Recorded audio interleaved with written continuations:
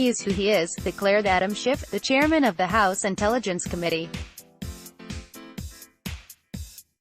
He told the senators listening as jurors that Mr. Trump put the U.S.-Ukraine relationship on the line in a way that benefited Russia just so he could take a political, cheap shot at Democratic foe Joe Biden. "You cannot leave a man like that in office," Mr. Schiff said. "You know it's not going to stop.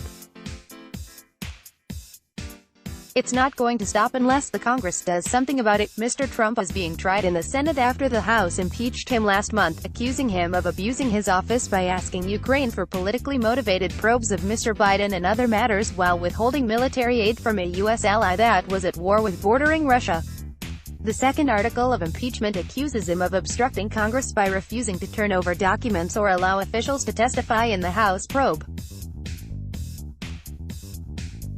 As Democrats finished their third day before skeptical Republican senators, Mr. Trump's legal team prepared to start his defense, expected today.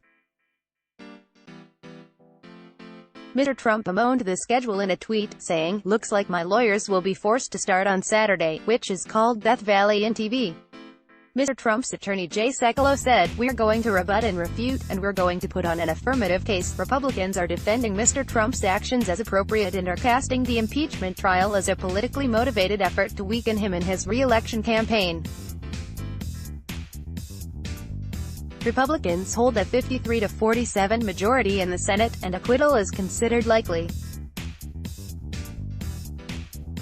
Before that, senators will make a critical decision next week on Democratic demands to hear more testimony from top Trump aides, including Acting Chief of Staff Mick Mulvaney and former National Security Advisor John Bolton, who refused to appear before the House. It would take 4 Republican senators to join the Democratic minority to seek witnesses, and so far the numbers appear lacking. "This needs to end," said Senator Lindsey Graham, a Trump confidant. With Chief Justice John Roberts presiding, yesterday's session opened with a sweeping and impassioned argument from Democrats that Mr. Trump's actions with Ukraine were not unique but part of a pattern of destructive behavior, now threatening the core foundations of American democracy. Mr. Schiff told the senators Mr. Trump has shown repeatedly that he is willing to put his personal political interests above those of the country he is sworn to protect. "The evidence shows," he said, "that Mr. Trump bucked the advice of his own national security apparatus to chase kooky theories about Ukraine pushed by lawyer Rudy Giuliani, resulting in one hell of a Russian intelligence coup that benefited Vladimir Putin at U.S. expense. This is not simply a foreign policy dispute," Mr. Schiff argued, "but a breach of long-held American values to leverage an ally, in this case Ukraine. A struggling democracy facing down Russian troops at its border, for the investigation of Mr. Biden that Mr. Trump wanted ahead of this year's election."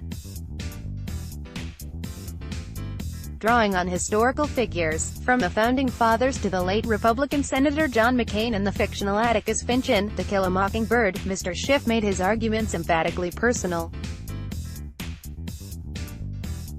"The next time, it just may be you," he said, pointing at one senator after another. "Do you think for a moment that if he felt it was in his interest, he wouldn't ask you to be investigated?" The senators, though, appear as deeply divided as the nation, with Democrats ready to vote to convict the president and Republicans poised to acquit. Representative Hakeem Jeffries, one of the House managers prosecuting the case, said Mr. Trump was calling the shots in soliciting Ukraine's interference in the election, and others in the White House assisted him in trying to hide evidence of the misconduct when it was exposed. "President Trump tried to cheat, he got caught, and then he worked hard to cover it up," said Mr. Jeffries.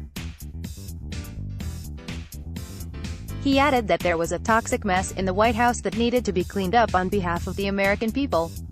Mr. Trump denies any wrongdoing and describes the impeachment as a hoax. The president is expected to be acquitted in the Senate, where a 2/3 vote is required to convict and remove a president from office. Senator Rick Scott said the House managers prosecuting the case had done a poor job. Irish Independent lets block ads. Why?